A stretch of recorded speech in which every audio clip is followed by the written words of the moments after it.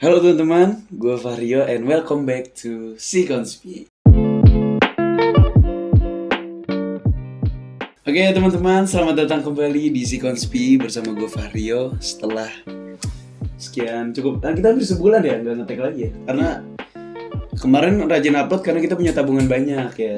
Kita ada tabungan banyak, jadi kita nggak upload lagi. Karena gue kebetulan waktu itu lagi ada jadwal magang, bentrok lah. Kacau. Sama mana? Hah? Bentrok sama mana? Bukan bentrok orang ya, bentrok waktunya. Dan gila, ini nggak kerasa ya, kangen banget gue sama kalian. Dan sorry banget suara gue habis karena gue habis konser tadi.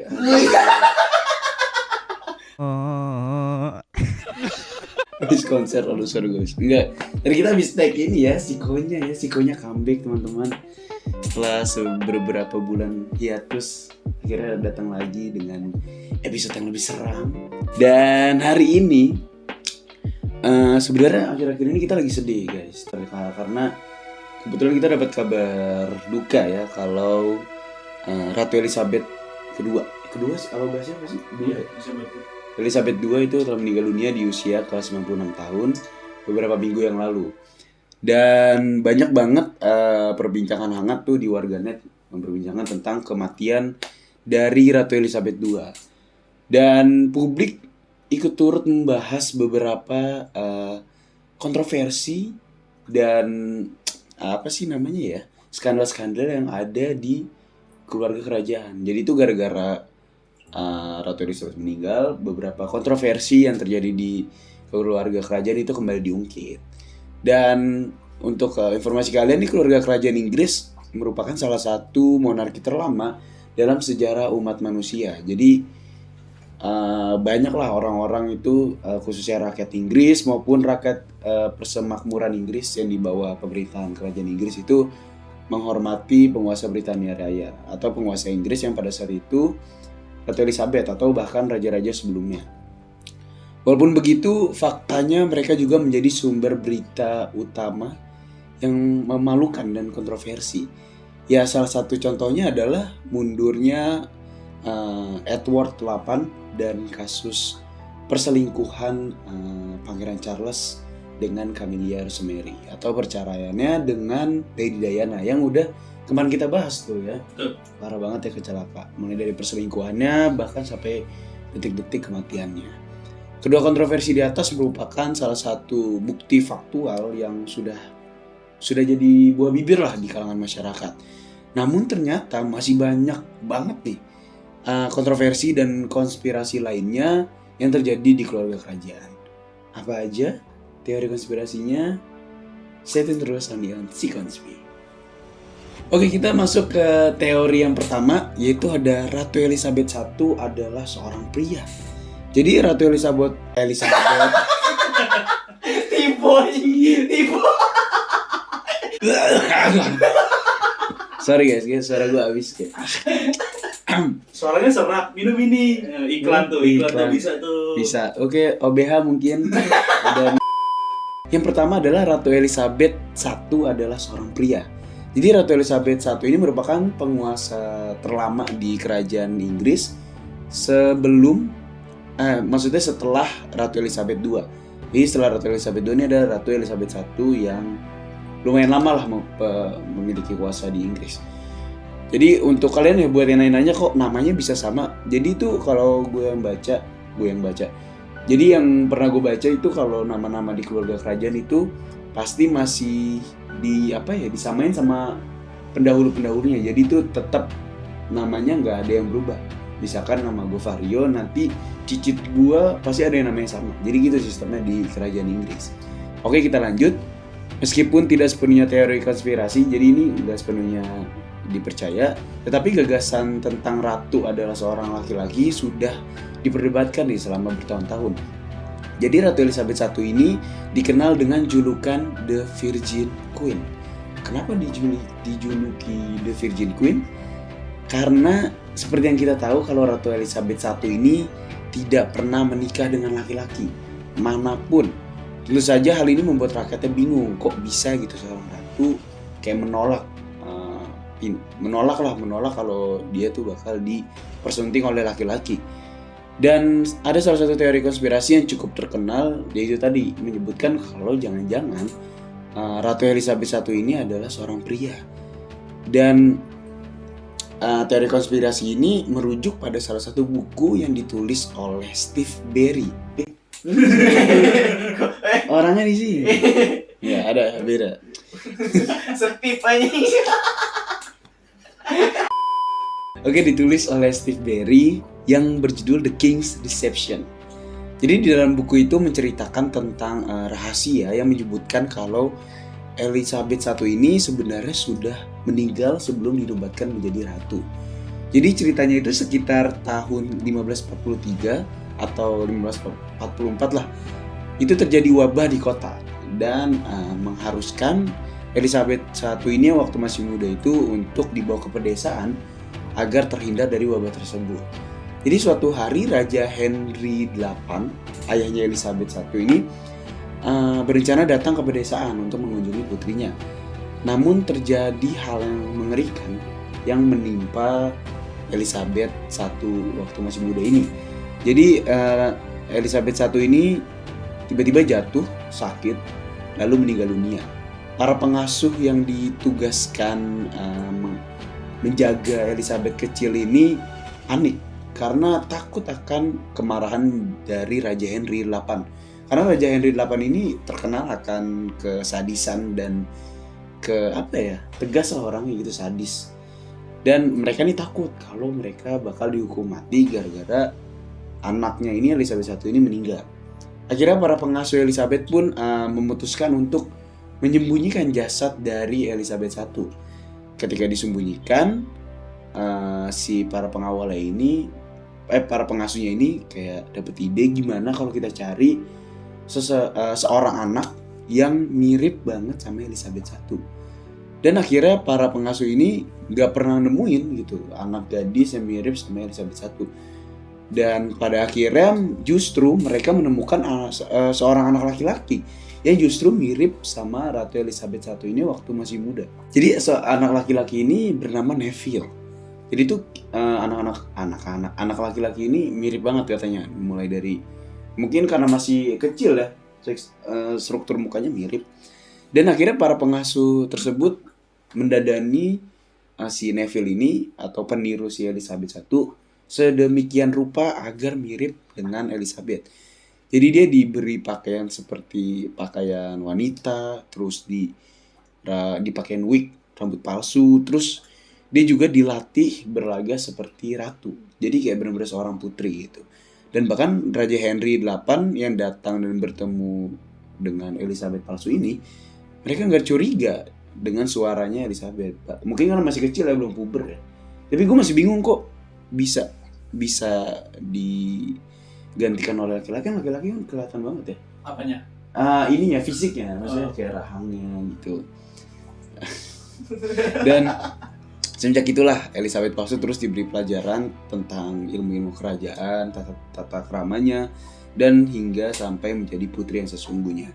Sebenarnya teori ini rada masuk akal setelah ada beberapa rumor yang menyatakan kalau Elizabeth I ini nggak pernah mau dimasukin kamarnya itu nggak pernah mau dimasukin oleh seseorang.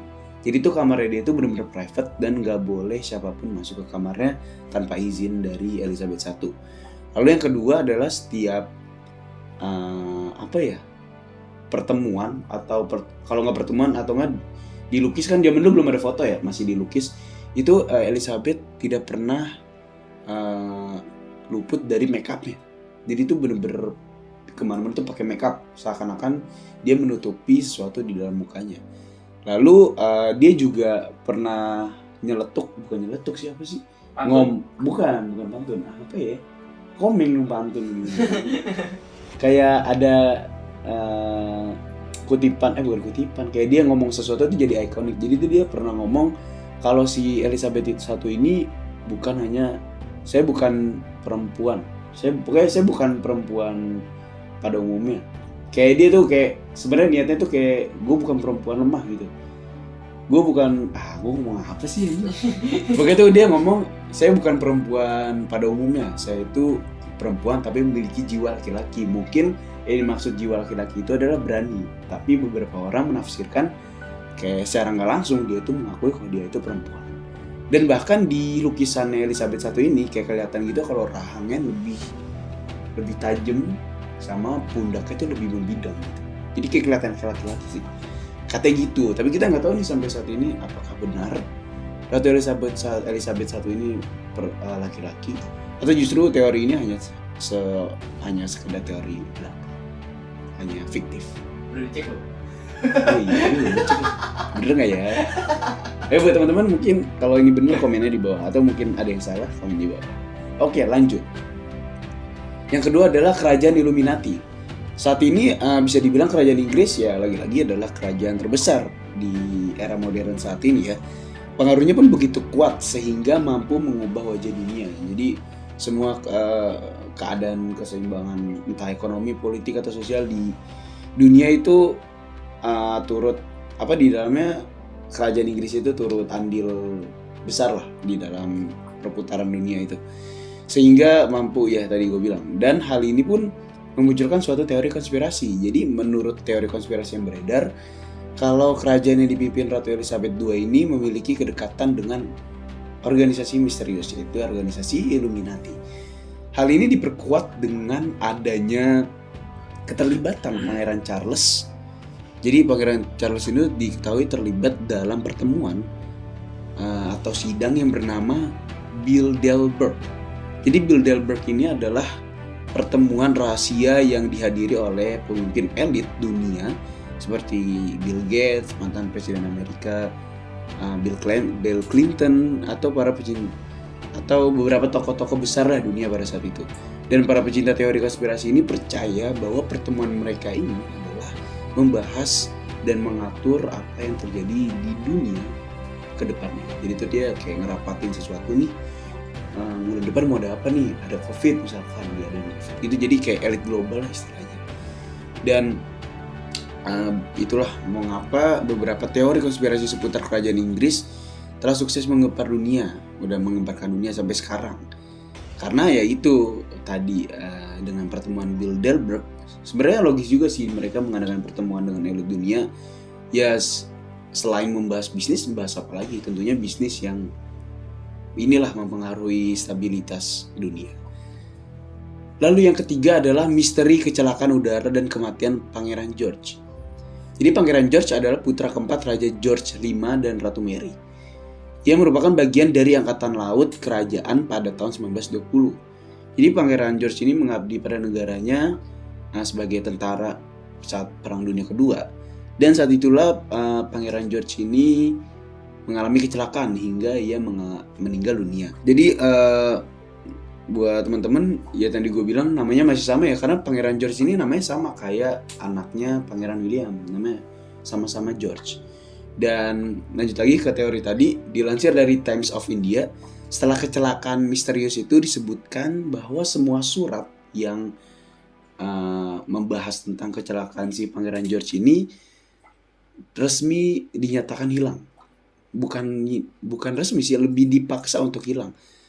Dan itu masih misterius sampai sekarang. Dan bahkan orang-orang berspekulasi ini tentunya mengarah ke segudang teori konspirasi, lagi-lagi konspirasi yang mengatakan kalau jangan-jangan dia ini membelot ke Nazi. Pada saat itu kan Nazi cukup memiliki peran besar ya di Eropa. Dan di samping itu misteri tewasnya pangeran itu tetap belum terpecahkan. Dan bahkan ada salah satu saksi mata yang dipaksa untuk menandatangani undang-undang rahasia resmi yang melarang mengungkapkan rincian apapun tentang kecelakaan Pangeran George. Jadi ditutup-tutupin lah demi kepentingan tertentu. Lalu yang keempat adalah asosiasi Raja Edward VIII dengan Nazi. Jadi dalam buku 17 Incarnation karya Andrew Horton terdapat klaim bahwa Raja Edward VIII ini dan istrinya Wallis Simpson terlibat dengan Nazi bahkan semasa Perang Dunia. Jadi bisa dibilang mereka ini kayak kerjasama lah. Karena yang kita tahu kan Inggris kan sekutunya Amerika, iya nggak sih? Sekutunya Amerika dia. Kalau nggak salah Inggris ikuti Amerika dan tentunya ngelawan si Nazi. Dan sementara ide-ide pro-Nazi Edward VIII telah didokumentasikan dengan baik sepanjang sejarah. Oh jadi gini, sementara ide-ide pro-Nazi ini punyanya si Edward VIII ini sudah terbukti lah adanya dan bahkan sudah tersimpan sepanjang sejarah. Tapi ada salah satu teori yang mengatakan kalau dia ini ingin menggulingkan mahkota Inggris selama Perang Dunia. Itu masih dipertanyakan karena belum terbukti sampai sekarang. Oke, itu dia. Yang berikutnya adalah kematian Lady Diana atau Putri Diana yang tentunya sudah kita bahas ya kemarin. Yang salah satu teori konspirasi yang paling banyak menyita perhatian dan terbesar dan bahkan sampai dibicarakan sampai saat ini, yaitu adalah kematian Putri Diana di tahun 1997. Jadi kecelakaan tragis Diana bersama pacarnya Dodi Al-Fayed itu kayak mengklaim kalau pihak kerajaan itu nggak mau kalau Lady Diana punya anak dari Dodi Al-Fayed dan kebetulan keturunan Muslim. Jadi dia nggak mau tuh kerajaannya dicampur oleh ras di luar, ras kulit putih, ras Eropa. Jadi dia nggak mau. Katanya gitu. Kalau mau penjelasan lebih lanjut, tonton di video sebelumnya, ada di konspirasi Lady Diana. Dan teori yang terakhir adalah pernikahan Pangeran Harry dan Meghan Markle adalah taktik Inggris untuk mengambil alih Amerika Serikat.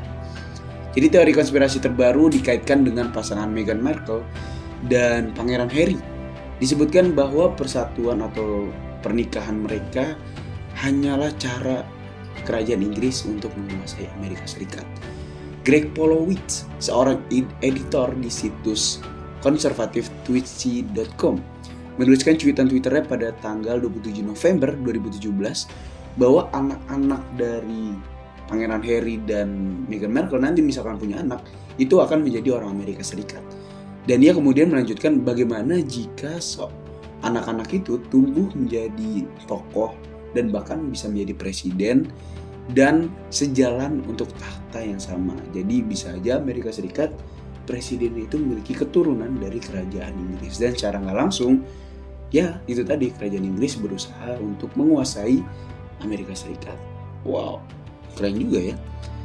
Dan dia juga bilang katanya orang Inggris itu bermain bola panjang. Jadi tuh kayak istilah aja, ya, orang Inggris bermain bola panjang di sini, tapi ini langkah yang sangat cerdas. Mereka ingin mengambil Amerika kembali dan beginilah cara mereka melakukannya, yaitu dengan cara pernikahan dari Pangeran Harry dan Meghan Markle. Sebenarnya masih banyak lagi kontroversi dan teori konspirasi dari kerajaan Inggris. Salah satunya adalah Museum London. Kalau kalian tahu Museum London tuh kayak nyimpen semua artefak dari seluruh penjuru dunia tuh di situ, kayak Mesir, mumi dari Mesir itu ditaruh situ semua. Dan bahkan beberapa peninggalan dari Indonesia katanya tuh juga ada yang ditaruh di Museum London ini dan nggak bisa dibalikin ke Indonesia. Obletnya Sidul kan? Bukan obletnya Sidul, obletnya Sidul masih dia. Itu nggak bisa diganggu gugat. Kalau misalkan mau diambil juga, wah, macem-macem, dimarahin Mandra mau. Sidul, anak Betawi asli. Anak Betawi masih lanjut. Ketinggalan jamnya, zaman dong, aduh ya Allah. Sombong amat. Oh iya, gue pernah baca juga katanya mahkota yang dipakai Ratu Elizabeth II itu adalah beberapa, kan ada berlian-berliannya. Ternyata tuh berliannya itu diambil dari beberapa negara persemakmuran Inggris. Salah satunya adalah dari Afrika Selatan, ada dari negara-negara yang di bawah kerajaan deh. Jadi bisa dibilang tuh sebenarnya Inggris nggak punya apa-apa. hati-hati. Bercanda. Tapi bohong. Tapi Inggris keren kok. So Sally can wait. Britpop. Oke lah, itulah tadi beberapa teori konspirasi tentang seputar kerajaan Inggris. Mungkin kalian ada yang punya tambahan teori konspirasi, bisa banget komen di bawah. Atau mungkin ada teori gue yang kurang lengkap atau ada yang salah, bisa banget kalian komen di bawah, ditulis di bawah. Nanti kita bantu up. Dan terakhir, kalau kalian suka video ini silahkan like. Dan terakhir, dan jika kalian Dan terakhir, kalau kalian suka video ini silahkan like dan share ke teman-teman kalian. Dan jangan lupa subscribe channel Si Project dan nyalakan loncengnya biar kalian tahu tentang updatean terbaru dari channel Si Project. Dan mungkin kalau kalian kayak bosan nonton visual mulu, mau dengerinnya suaranya aja, bisa banget kalian nonton. Kalian dengerin Si Podcast. Itu ada Haikal dan Reja mengobrolkan tentang apa aja. Semuanya diobrolin di situ. Jadi kalian dengerin aja. Oke? See you on the next video. Gue Vario Novriza. Thank you dan dadah. Terima kasih untuk yang sudah nonton video ini dan jangan lupa like, comment, and subscribe. Oh iya, jangan lupa buat nonton video kita selanjutnya. Oke? Thank you. Kacau emang nih Si Project.